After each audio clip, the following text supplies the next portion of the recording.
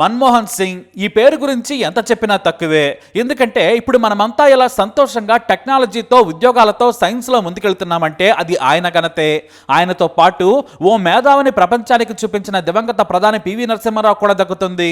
ఎక్కడో UGC office లో files చూసుకుంటున్న ఆయన్ను గంటలో బట్టలు మార్చుకుని వచ్చి ఆర్థిక మంత్రిగా ప్రమాణ స్వీకారం చేయమన్నారు పివి. ఎందుకంటే దేశాన్ని ఆర్థిక కష్టాల నుంచి బయటపడేయాలని. ఆ రోజు ఆయన చేసిన మేలు వల్లే మనం ఈ రోజు సూపర్ పవర్ రేంజ్ లో ప్రపంచం ముంగిట నిలబడగలుగుతున్నాం. కేంద్ర మంత్రిగా పదవి చేపట్టక ముందే ఆయన ఎన్నో జాతీయ, అంతర్జాతీయ పదవులను చేపట్టారు. మన్మోహన్ సింగ్ పుట్టింది నేటి పాకిస్తాన్ పంజాబ్ లోని గహ్ అనే చిన్న పట్టణంలో 1932 సెప్టెంబర్ 26న జన్మించారు. దేశ విభజన సమయంలో తండ్రి గురుముఖ్ సింగ్ కుటుంబం మొత్తాన్ని భారత్ తీసుకుని వచ్చారు. తల్లి అమృత్ కౌర్ చిన్న వయసులోనే చనిపోవడంతో నానమ్మ అన్ని తానే పెంచారు. మన్మోహన్ సింగ్ పాకిస్తాన్ ప్రాంతంలోనే ఉండడంతో ఆయన చదువు ఉర్దూ మీడియాలో జరిగింది. ఆయనకు హిందీ కంటే కూడా ఉర్దూ మీదే పట్టెక్కువ.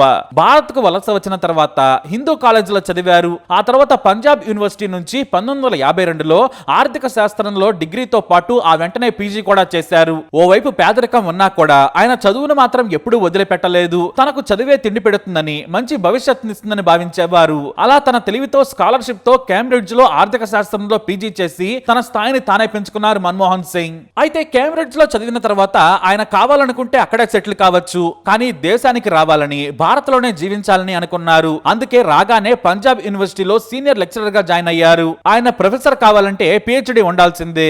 దీంతో ఆయన ఆక్స్ఫర్డ్ యూనివర్సిటీలో పిహెచ్డి చేశారు. ఆయన భారత ఎగుమతుల మీద తన పరిశోధనాత్మక థీసిస్ ను సమర్పించి ప్రొఫెసర్ల మన్ననలు అందుకున్నారు. పిహెచ్డి తర్వాత మళ్లీ తనకు ఇష్టమైన పంజాబ్ యూనివర్సిటీకి వచ్చి రీడర్ గా, ప్రొఫెసర్ గా పనిచేశారు. ఆ సమయంలోనే ఆయనకు ఆర్థిక వ్యవస్థపై, అంతర్జాతీయ విషయాలపై ఉన్న పట్టును గుర్తించిన ఐక్యరాజ్య సమితి పిలిచి మరీ 1966లో పనిచేసే అవకాశం కల్పించింది. ఆ తర్వాత 3 ఏళ్లు పనిచేసి భారత్ రాగానే విదేశీ వాణిజ్య మంత్రిత్వ శాఖ సలహాదారుగా పనిచేయాలని కోరారు. ఆయనకు ఏ పదవైనా సరే అలా నడుచుకుంటూ వచ్చింది. అయితే ఢిల్లీలోనే ఉన్న మన్మోహన్ ను విద్యార్థులకు పాఠాలు చెప్పాలని ఢిల్లీ యూనివర్సిటీ వైస్ ఛాన్సలర్ ఆహ్వానించారు. అలా ఆయన 3 ఏళ్ల పాటు ఢిల్లీ స్కూల్ ఆఫ్ ఎకనామిక్స్ లో అంతర్జాతీయ వాణిజ్యంలో ప్రొఫెసర్ గా సేవలందించారు. ఆ తర్వాత మన్మోహన్ 1980లో ప్లానింగ్ కమిషన్ మెంబర్ గా పనిచేశారు. ఆ తర్వాత దేశ ఆర్థిక వ్యవస్థ మరింత దిగజారుతున్న సమయంలో రిజర్వ్ బ్యాంక్ గవర్నర్ గా పనిచేయాలని కోరింది నాటి కేంద్రం. దీంతో ఆయన 3 ఏళ్ల పాటు ఆర్బీఐ గవర్నర్ గా కూడా పనిచేశారు. ఆయన మేధాశక్తిని ఎక్కడో ఓ చోట ఉపయోగించుకోవాలని నాటి కాంగ్రెస్ సర్కారు మన్మోహన్ ను బిజీగా ఉంచేది. ఏనాడు కూడా నాకు ఇది కావాలని ఆయన అడగలేదు, ఇచ్చిన పని వద్దని కూడా అనలేదు. ఆయన మంచితనం అలాంటిది. తనకు అప్పగించిన బాధ్యతను 100% చేయటమే ఆయన పని. ఆర్బీఐ గవర్నర్ గా పనిచేసిన తర్వాత మళ్లీ ప్లానింగ్ కమిషన్ డిప్యూటీ చైర్మన్ గా నియమించబడ్డారు.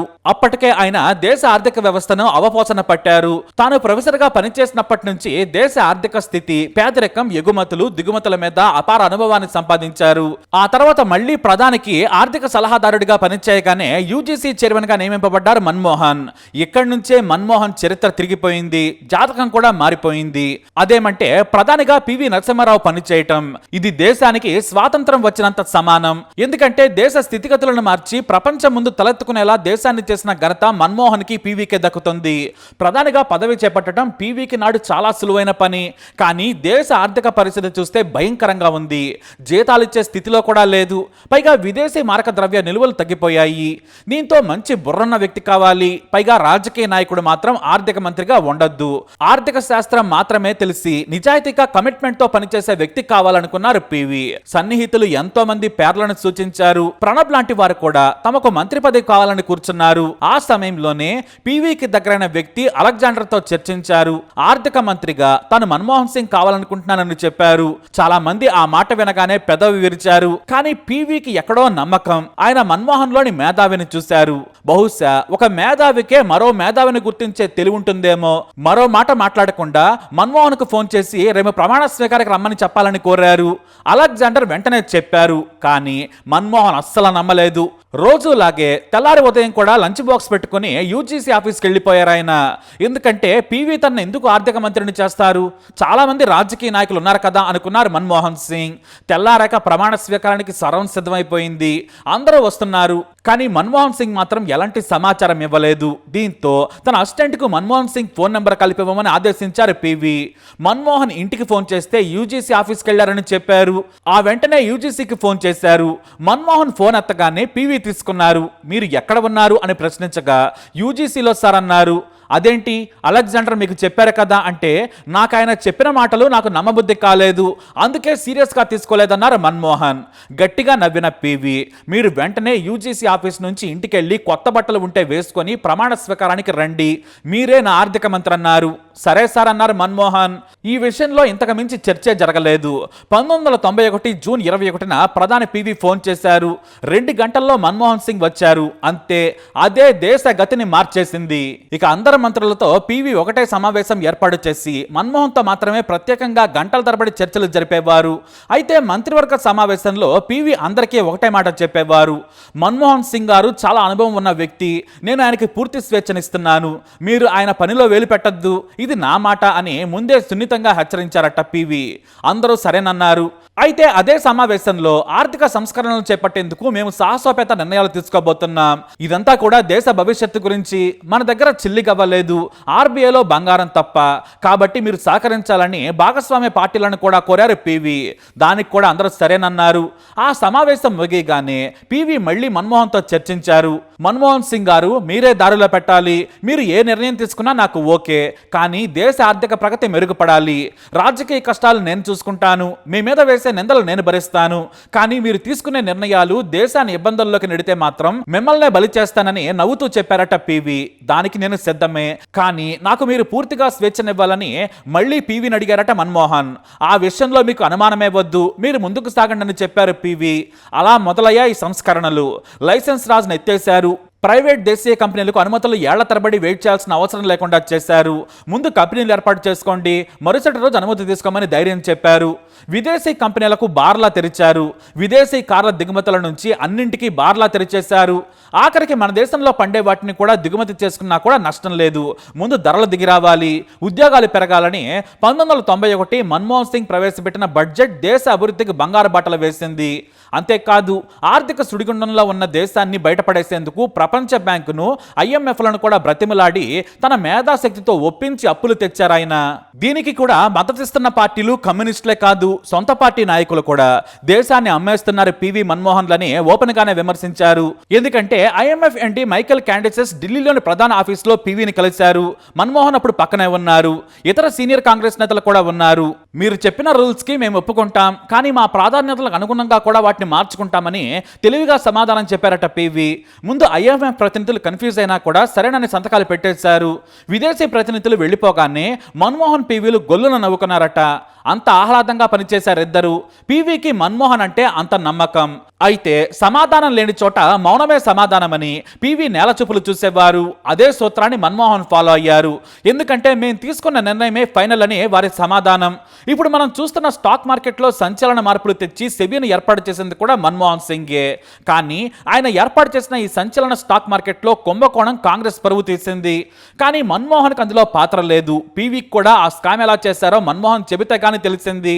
దీంతో ఇద్దరిని సొంత మంత్రులు, నాయకులే నిందించారు. ఆర్థిక మంత్రికి అధిక స్వేచ్ఛనిచ్చారు. మన్మోహన్ నిద్రపోతున్నారు, పివి పట్టించుకోవడం లేదని మొహం మీదే చెప్పడంతో మన్మోహన్ హర్ట్ అయిపోయారు. దీంతో ఆయన రాజీనామా పత్రాన్ని తీసుకొని పివి దగ్గరికి వెళ్లారు. అప్పటికే మీడియా కూడా లీక్ చేసేశారు మన్మోహన్.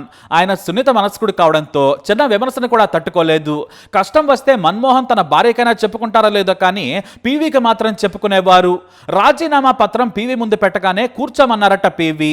ఇద్దరూ కాఫీ తాగుతూ ఎందుకు రాజీనామా చేస్తున్నారంటే విమర్శలు తట్టుకోలేకపోతున్నాను సార్ అన్నారట. ఆ మాట వినగానే, మిమ్మల్ని నేను ఆర్థిక మంత్రిని చేసినప్పటి నుంచి నేను తిట్లు పడుతూనే ఉన్నాను, నన్ను ప్రధానిగా తిట్టేవారు కూడా ఉన్నారు కదా, మిమ్మల్ని నన్ను విమర్శించేవి కూడా నేను భరిస్తున్నాను, మీలా నేను బాధపడితే ఈ కుర్చీలో ఉంటానా? మీరు దేశం కోసం నిజాయితీగా కష్టపడుతున్నారు, వాటిని పట్టించుకోవద్దు. మిమ్మల్ని విమర్శించిన వారికి దాన్ని సరిచేసే తెలివుందా? లేదు కదా, మీరు పట్టించుకోవద్దు. రాజకీయాలంటేనే బురద, మీరు గర్వించే ఆర్థిక మంత్రి మరక లేకుండా ముందుకెళ్ళగలరా అని రిజెక్టెడ్ అని రాసి దాన్ని పక్కన పెట్టేశారట పివి. అది చూసి బాధతో వచ్చిన మన్మోహన్ నవ్వుతూ వెళ్లిపోయారట. అది ఇద్దరి మధ్య ఉన్న బంధం, అది ఒక శకం అయితే 2004లో యూపీఏ కూటమి అధికారంలోకి వచ్చింది. అందరూ సోనియా గాంధీ ప్రధాని అవుతారని వార్తలు రాసేశారు. ఇటు సోనియా కూడా ప్రధాని పదవిని చేపట్టేందుకు సిద్ధమయ్యారు. కానీ శరద్ పవార్, సంగ్మా లాంటి వాళ్ళు సోనియా ప్రధాని కావడానికి వీల్లేదన్నారు. ఇటలీ నుంచి వచ్చిన విదేశీయురాలు దేశానికి ప్రధాని అయితే ఊరుకోమన్నారు. అలాగే బీజేపీ నేత సుష్మా స్వరాజ్ తీవ్రంగా వ్యతిరేకించారు. ఆమె ప్రధానిగా ప్రమాణ స్వీకారం చేస్తే గుండు కొట్టించుకుంటానని శపథం కూడా చేశారు ఆమె. ఇటు భాగస్వామ్య పక్షాలు కూడా వారించడంతో సోనియా మేధావిగా పేరున్న మన్మోహన్ ఎంచుకున్నారు. ఎందుకంటే ఆయనకు రాజకీయ గ్రూపులు లేవు, ఆయనకు రాజకీయాలే తెలియవు, తనకు కూడా ఎలాంటి శత్రుత్వం ఉండదు, దేశాన్ని నడిపించే సత్తా ఉందని మన్మోహన్ ఎంచుకున్నారు. అలా 2004లో ప్రధానిగా పనిచేసిన మన్మోహన్ రెండో పర్యాయం కూడా 2009లో ప్రధానిగా దేశాన్ని ఆర్థిక రంగంలో పరుగులు పెట్టించారు. కానీ 2G బొగ్గు స్కాములు సహా చిన్న వాటిని కూడా పెద్దగా చూపించి మన్మోహన్ సర్కారును వీక్ గవర్నమెంట్ అనే ముద్ర వేసేసింది బీజేపీ.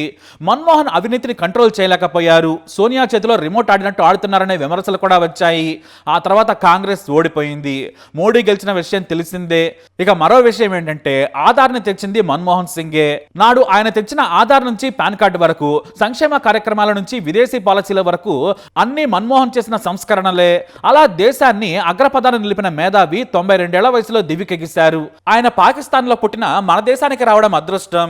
ఎందుకంటే ఆయన ఏనాడు కూడా దేశం కోసం ఇది చేశాను అది చేశానని చెప్పుకోలేదు. నేను నా దేశం కోసం మంచి చేసేందుకు ప్రయత్నించాను అని మాత్రమే చెప్పుకున్నారు. మీడియా ప్రతిపక్షం నన్ను విమర్శించిన చరిత్ర నన్ను అర్థం చేసుకుంటుందని చెప్పారు ఆయన. అదే నిజమైంది కూడా. లేదంటే 1991లోనే దేశ భవిష్యత్తును ఊహించడం అంటే మామూలు విషయమా? అది మన్మోహన్కే సాధ్యమైంది. మన్మోహన్ సింగ్ అలా చరిత్రలో నిలిచిపోయారు. మరి మన్మోహన్ సింగ్ పై మీరేమంటారు? మీ అభిప్రాయాన్ని కమెంట్ ద్వారా తెలియజేయండి.